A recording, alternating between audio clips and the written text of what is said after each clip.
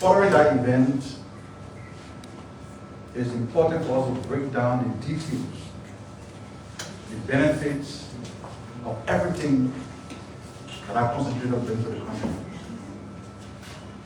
Part of the job we do is not just to communicate with the government, but to ensure that we bring stakeholders from the cross sector, the public sector, private sector, to this platform to speak to these issues. Once the interest and the benefit of the country is at stake. So today you see the press conference took a different twist. We'll have people from the private sector here. They come from ArcelorMittal Liberia. When you have corporate or private people in your midst, you can talk to them about politics. You allow them to speak. When they leave the hall, and we'll do our normal thing, right? So today we have a full house, high-power delegation from ArcelorMittal Liberia. They come to talk about what a new phase of their investment means for the country. And as head of that delegation is Mr. Anthony P. Caution. He's the Chief Operating Officer of ArcelorMittal Liberia. He will be the main speaker. Of course, he's accompanied by Mr. Jala Selman, Mr. Liberian, the General Manager of Mines, Ms. Rebecca Kwabo. She's the Head of Human Resources and Development, ArcelorMittal Liberia.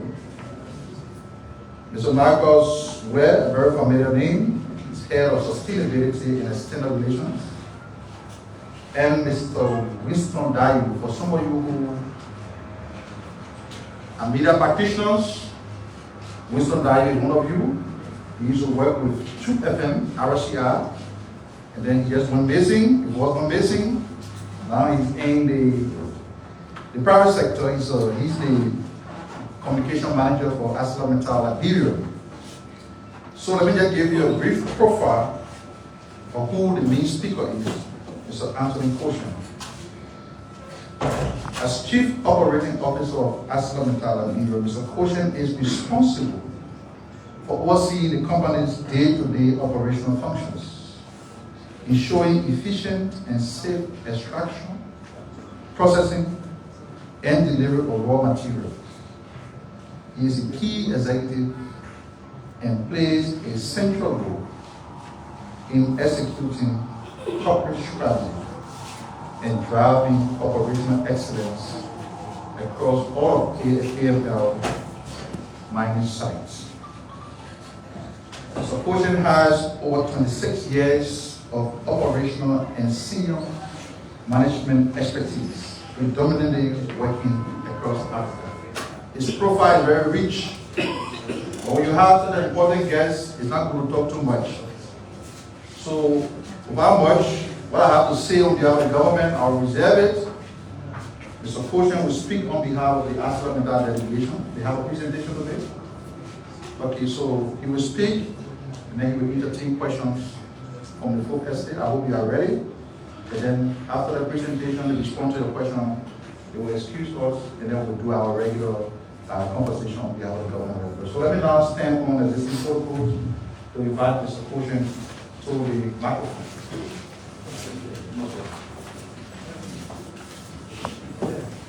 So first of all, good afternoon, and it is a pleasure and to welcome you here, and we are honoured and to be in the presence of, first of all, the Acting Minister, Mr. Tucker, and also the Deputy Minister, Mr. Sandhu. Government officials, ladies and gentlemen, and members of the press. So also, good afternoon, Liberia. I am truly honoured and deeply proud to represent ArcelorMittal Liberia today, this pivotal moment in the nation's journey towards economic transformation and industrial innovation. Just 1 week ago, we stood shoulder to shoulder with the government and the people of Liberia to commission the country's first ever iron ore concentrator, a historic milestone that marks not just the evolution of our operations, but the beginning of a new era in Liberia.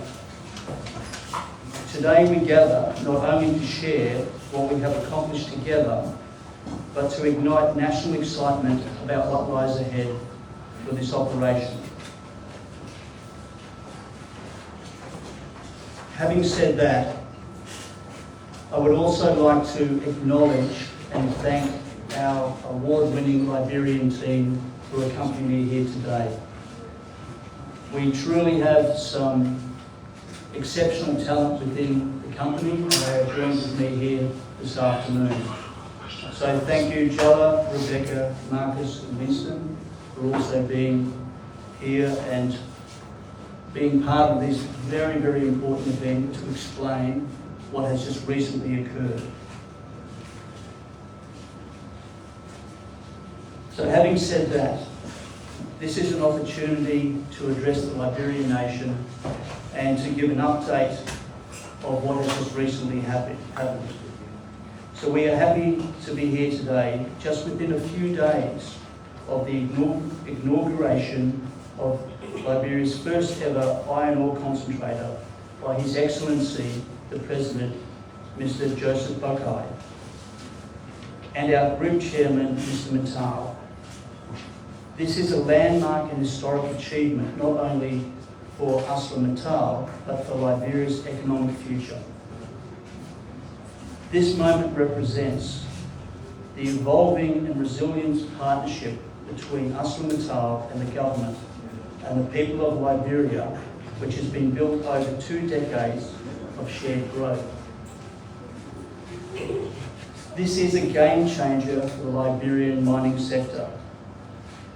This new concentrator is a flagship component of AML's new investment of $1.8 billion in the Phase 2 expansion, a bold step in transforming raw extraction into industrial beneficiation.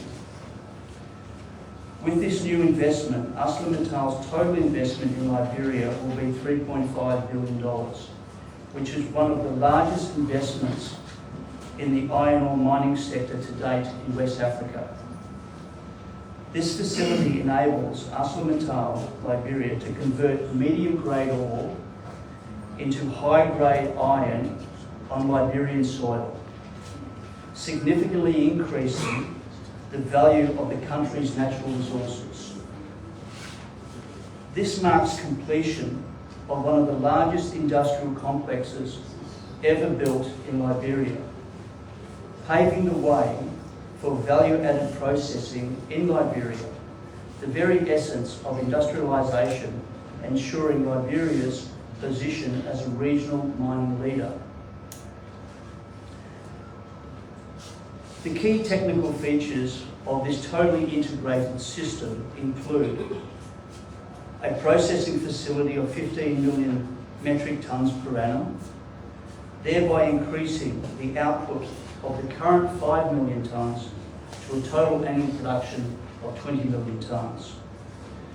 This is equipped with state-of-the-art crushing and grinding circuits, magnetic separation systems for efficiency, advanced environmental controls and tailings management systems. These systems are fully integrated with ArcelorMittal Liberia's 243-kilometre modernised Tokode to Buchanan Railway with a totally expanded capacity. Upgraded Port of Buchanan infrastructure with large material handling facilities to support global export of value-added ore. On top of this, this is underpinned by our technical skills development. These programs are facilitated at ArcelorMittal's Liberian Trading Academies, which offer 2- and 3-year tuition-free, internationally standard technical training in the areas of electrical, mechanical fitters, boilermakers, welders, fitters and turners, instrumentation, just to name a few of the technical programs. The institutions have currently trained 163 artisans, which have all been fully employed recently into the operations. A further 138 are currently enrolled and on their journey towards obtaining the graduations in these technical skill areas. Additional to that, we have 122 graduates of the processing facility, which was a 2-year program, all of which have been recently employed, and a further 90 are currently going through their training programs. Additional to this, the Technical Centre in Buchanan is currently being expanded to further underpin the technical skills development. ArcelorMittal Liberia is deeply committed to empowering Liberians through comprehensive training and development initiatives, ensuring a sustainable and skilled workforce for the future. The transformational impact on Liberia, which the economy has received, is a major boost to export and the nation's gross domestic product. Fiscal gains for government include the national revenue from ArcelorMittal Liberia's operations projected to rise from circa $35 million to over $125 million annually, enabling further budget support for the government towards health, education, infrastructure and more. This project and this journey also has built jobs. Over 5,000 jobs have been created in the construction phase of the project. And additional to that, the expansion has created an additional 1,000 roles, which will take the permanent workforce to in excess of 3,000 employees. We see boost to the local economy, significant expanded procurement from Liberian-owned businesses, opportunity for development of local manufacturing businesses for meeting requirements of this large industrial enterprise. Direct community investments include the annual Community Social Development Fund, which will increase to $4 million annually when the third amendment is concluded. Also funding public services, youth programs and infrastructure in the Grand Bassa, Bong and Nimba counties. We take great pride in our government partnership and the leadership appreciation that has been afforded to us. We thank His Excellency, the President, Mr. Joseph Boakai, and the Government of Liberia for the visionary leadership and consistent support over a long period. This achievement is the result of collaboration of the Ministry of Mines and Energy, the National Investment Commission, Finance, Public Works and other stakeholders. In the words of President Boakai in the recent inauguration ceremony, he stated, "This concentrator marks a new dawn in Liberian mining, moving us towards raw exports to value-added processing that benefits our people." Also, the chairman of ArcelorMittal, Mr. Mittal, declared, "This concentrator is not just a facility, it is a symbol of transformation and shared progress." Moving on, our commitment to sustainable community development. AML continues to invest in schools, clinics and hospitals, vocational training centres and modern marketplaces. We fund hundreds of scholarships for Liberian students annually, both locally and internationally. AML is also a champion of environmental stewardship, engaging in biodiversity conservation, protecting species, tree planting, land reclamation, and sustainable mining practices. The long-term vision. We have demonstrated we are here for the long haul and laying foundations for decades to come. Our investment totaling $3.5 billion shows a lasting commitment to Liberia's prosperity. AML's plans to continue investing for further growth, with plans for 30 million tonnes annually, are already in progress. We pledge to remain transparent, inclusive and environmentally responsible. Our engagement with government, civil society and host communities will continue to deepen, ensuring shared growth and mutual success. Our closing message. The commissioning of Liberia's first iron ore concentrator is just the beginning. We are proud to stand with Liberians as it rises into a new era of industrial innovation and economic sovereignty. ArcelorMittal remains committed to a brighter, more resilient future for all Liberians. So I thank you.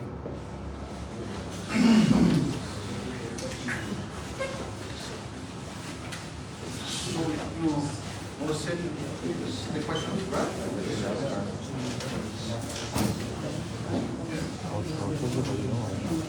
Thank you. Very brief presentation. So we come on. Let's get the questions from the journalists and we'll take notes and then respond. Thank you, Minister. Please come in the queue. And I hope you listen attentively because based upon the presentation, just stick to your question. Please introduce yourself. I will go to start the note and the question I will respond. Thank you. My name is Daros Kanga and I will go for OKFM. Sir, at the program in my country, President Walker described the initiative as a milestone. I want to know what role has the government played in that project, and how would you describe the partnership with the government?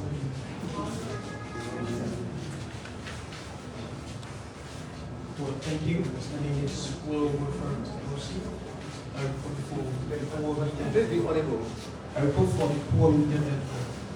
Two questions. ArcelorMittal extract raw materials in Liberia, and Liberians want to know if the 1.4 billion project built will ArcelorMittal this time produce raw materials here in Liberia. And the last question, what's the agreement between ArcelorMittal and the government as it relates to Liberians occupying key positions within the institution? Thank you. Good afternoon. My name is Onya Philip. I work for the New Liberia newspaper.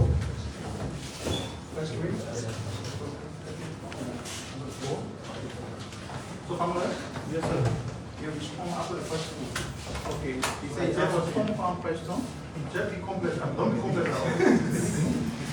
My name is Onya Phillips. I work for the New Liberia newspaper. Two questions quickly. ArcelorMittal has been here about 2 decades now. But the area ArcelorMittal is located, situated in the Gekeba area. Liberia had a company there before, the Lampo. There were structures, concrete structures that the workers lived in.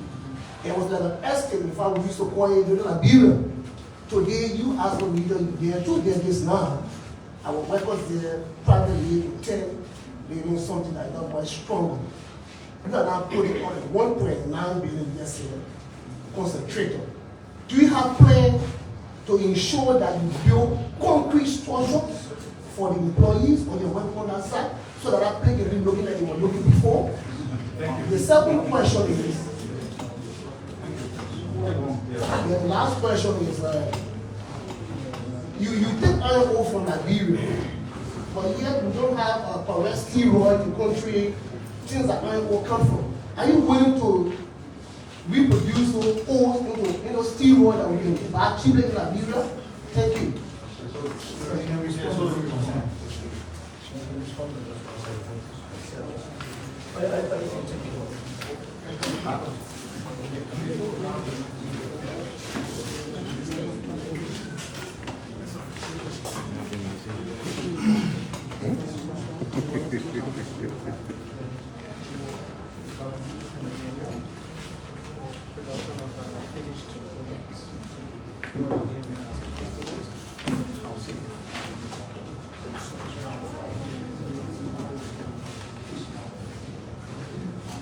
Okay, thank you for those questions.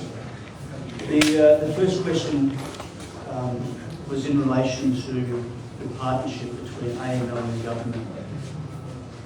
What we are seeing is a tremendous collaboration between the government and ArcelorMittal, and the interactions with all the ministries. So to have a venture of this nature and of this scale, we need to coordinate and cooperate, and we need to have good avenues of communication and understanding. And I think what we see is a tremendous relationship that has been underpinned by the comments of the President recently in Tokyo. So I think that speaks for itself. It speaks volumes of the investment and the future growth in Liberia for us in the south.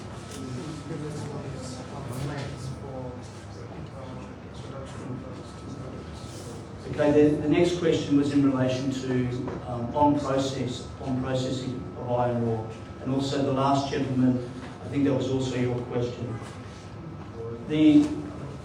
At the moment, what we do is we take a medium grade product, and with the concentrator we're able to upgrade that and value add to it. So it actually adds significant value to what we call the resource. And it adds additional life of mine, and therefore revenue streams for future generations.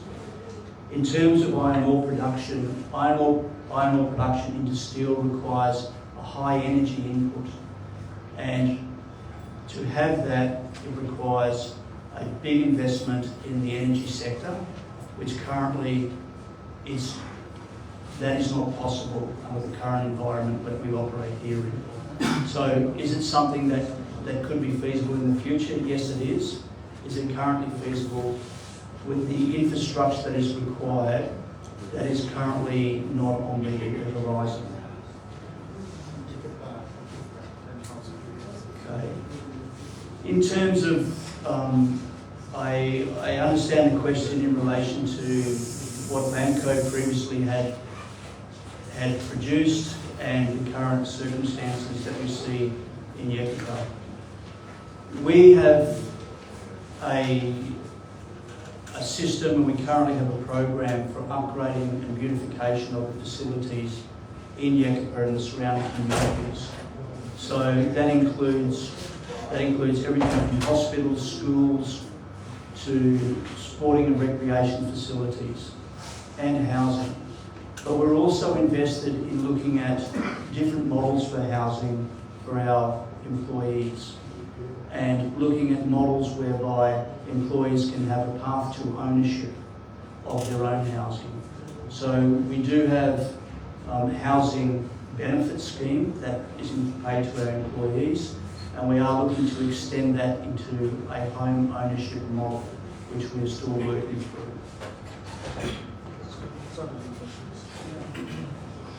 If you're done, you can have a seat and ask the second time questions. So please introduce yourself. Desmond, you are the last person. Desmond, thank you. Well, good afternoon. Kura Thompson.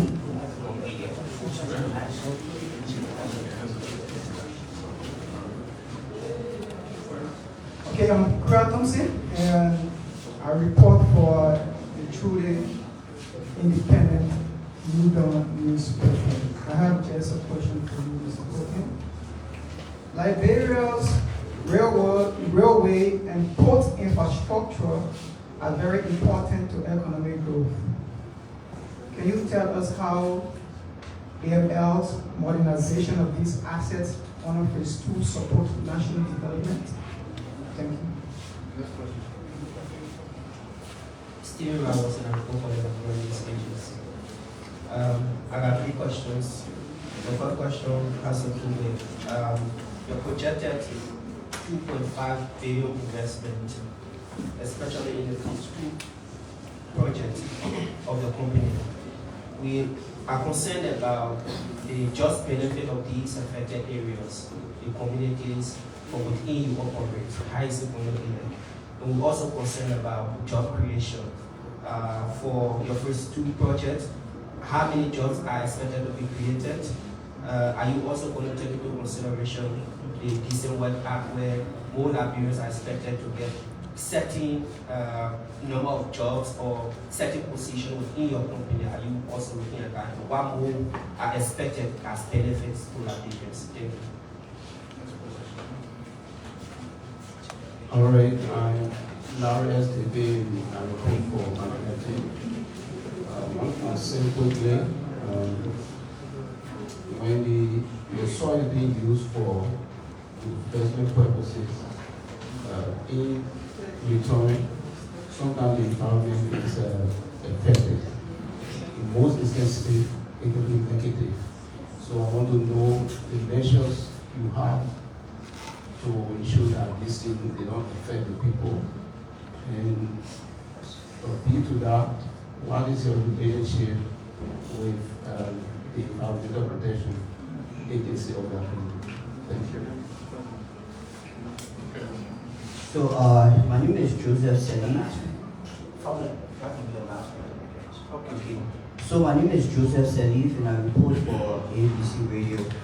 My first question, I want to know what's the current status. Does ArcelorMittal still have exclusive right to the rail? Because the President of the Republic of Liberia set up inter-ministerial committee to investigate them. Talking about multi-users, I want to know what's the current status of does ArcelorMittal still have exclusive right to the rail? And lastly, one of the senator of Nema County, he alleged that ArcelorMittal Liberia still owes scholarship students every year. So I want to know, does ArcelorMittal still have outstanding arrears for scholarship students? Thank you. So you can respond. There were prior questions that she wanted to address, but she does not let me. So, HR.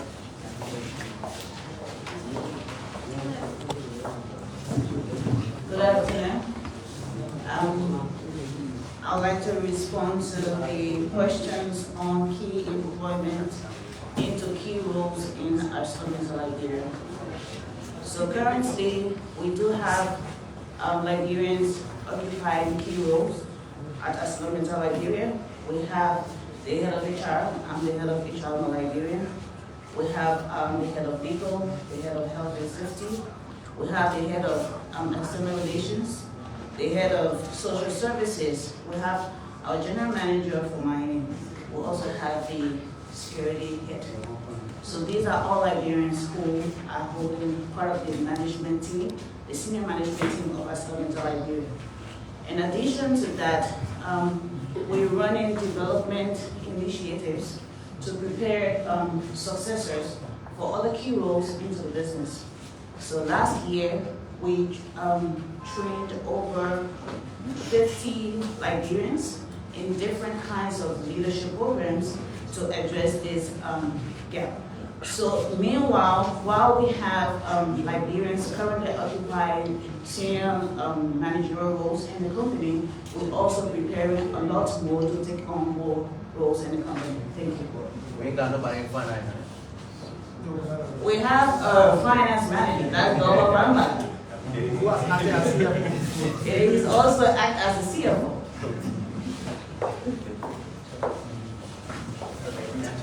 Let me take the community and Jala will take the environment. So in my role as head of sustainability, I manage all our community and sustainable development work and so forth. Again, one of the things I'm proud of, and one of the reasons why I even joined ArcelorMittal was the direct approach that the government then took to ensure that there was targeted investment in communities. As you're all aware, as part of our agreement with the government, we pay $3 million annually for direct investment into street counters where we operate. To date, we pay about $56 million, and that money is paid directly to the government for those communities. Over and above of that, we spend nearly 2 times that amount for other initiatives. Some of you don't know, but roads are things that can help community to thrive. So one of the first things we did was to put some significant amount of resources into constructing, partnering with the government to construct one of the major access routes in Nimba County, which is the Ganta to Yekapa Road. I'm sure some of you have used the road before. And we also invest in various community roads. There's a main road that comes from Nimba and goes all over the Grand Bazaar via the railroad. That's also being upgraded. And regularly, sometimes people say we are the public works ministry in Grand Bazaar because we maintain most of the roads. But importantly, in the past, there were some complaints from communities about having access to the money. So the government decided to say, well, as the mentor, you should retain a portion of that money and let the communities, we call them affected communities, pay directly, decide the progress, and then you pay them. So that's what we're doing. But we don't look at legal commitments only when it comes to community benefits. Community benefits are in 3 forms. Number 1, the progress that you do in partnership. And then you help the community to build your own capacity, which is targeted employment. I think Rebecca mentioned that. So now, in the past, we have people say, oh, the jobs, we don't get the jobs and so forth. We ensure that every contractor or vendor that has a contract which involves employing people is reading their contract that they must, first of all, employ locals. And there are penalties for that if you do not employ locals and so forth. So I'm happy to report that you better be checking my numbers that when it comes to employment, especially in the 3 counties that we operate, majority of the people who are there working, especially the contractors and so forth, are from those 3 areas. And she can produce the numbers to you. But don't take our word for it. Because one of the things we do, as a leader, is very important. We always write our own self-assessment of our compliance with NDA. Somebody says, oh, the company is not living up to NDA commitment. We're the only company in Liberia that writes an assessment report and give it to the government and say, come check and verify. And Winston can provide copies of that NDA compliance report to the ministry for onward distribution. This is transparency. It is commitment to be fair and transparent to Liberia. Thank you.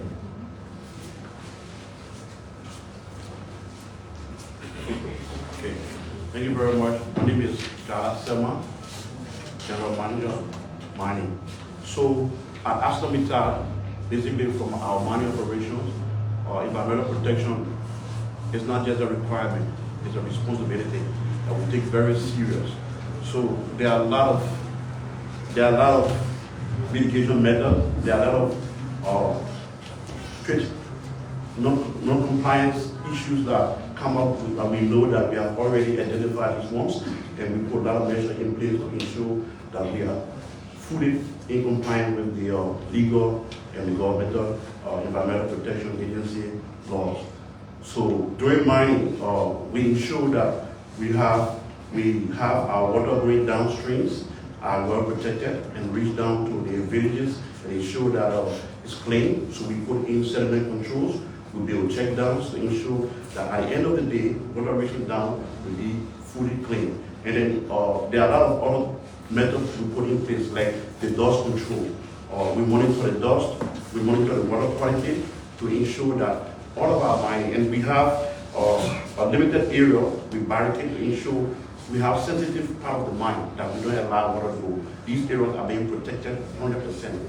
And after mining, it is our responsibility to ensure that we leave the land very safe and usable for the environment as well.